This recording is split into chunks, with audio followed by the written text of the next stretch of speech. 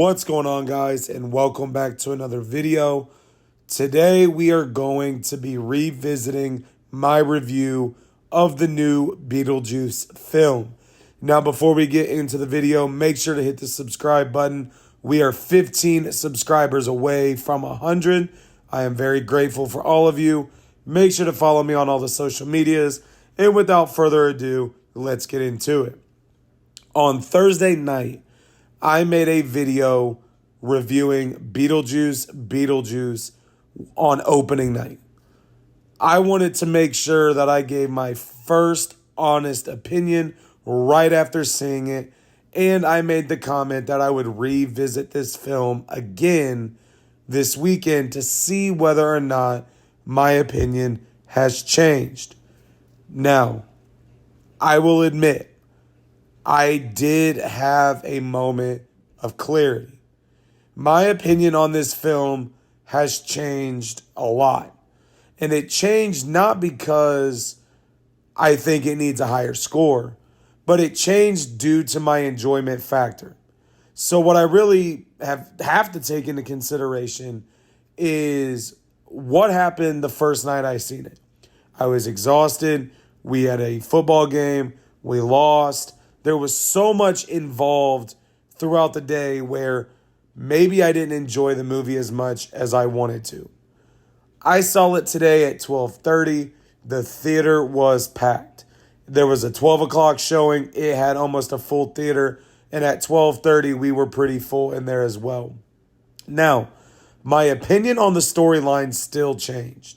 In my first video, I made the comment that there were 3 storylines, and I said there were 4. That is my error. There were 4 main areas that the film addressed. So that is my personal error. I take responsibility for it.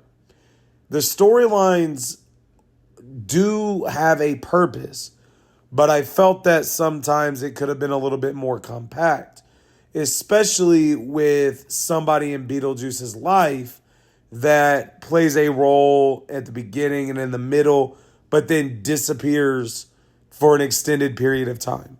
That I thought could have been done where maybe we see it more at the end and then have them introduced in the middle. So I really did not see a purpose of her coming into the picture at the beginning. So I think that kind of threw me off. I still feel the same way about the whole Jenna Ortega thing with Astrid meeting a guy and where that goes. I felt like that could ultimately have been done a different way. Or what it could have been done, or how it could have been done was Astrid actually seeing Beetlejuice herself and realizing that what her mom is saying is factual. So I feel like that whole scenario could have been changed and it would have made that make a little bit more sense. Now, when I look at my rating and what I based it on, audience was there, my feeling leaving the movie, but today I felt different. Today I felt that I actually enjoyed the movie. Now, there were still moments that, like I said, do not need to be in there, and it's the Jenna Ortega area. Dahlia, I liked the way that they portrayed her in the film.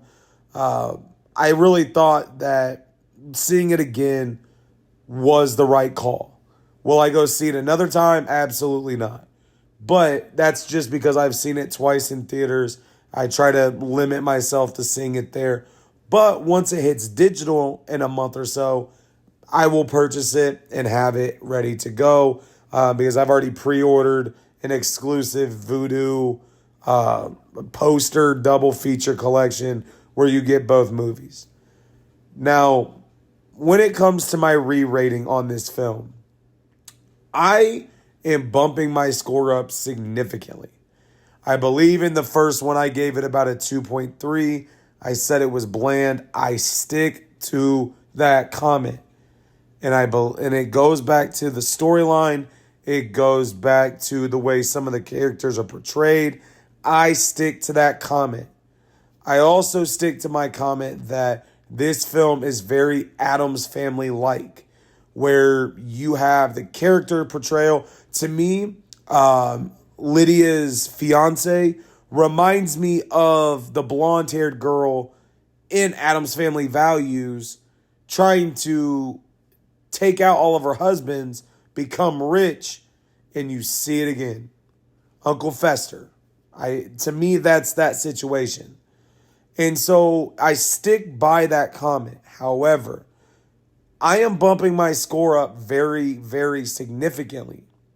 For this film, it is getting a 1.2% bump to a 3.5 out of 5. Seeing it today, seeing it on a fresh slate, seeing what I thought I saw the first night, I must have missed things. This is a 3.5 out of 5. I actually enjoyed it. I actually did think it was a good film. Like I said in the first one, it would take me a second time to see it to really analyze it. So that's the thing. I admit that I'm wrong. When it comes to movie reviews and trying to get these out, I am recording these. Like I said, I don't use high quality materials. I don't use expensive recording. I use my AirPods, I use my phone, and I use CapCut. That's it. Because I want my raw reaction leaving the theater. Now, there are movies I have changed my opinion on before, and it will happen again. But it is my initial reaction. But Beetlejuice is a 3.5 out of 5. I did recommend it in the first video, excuse me. I do recommend it still today. Go see it. It is in theaters now. Make sure to hit the subscribe button. Make sure to follow me on all the social media pages, and I will talk to you later.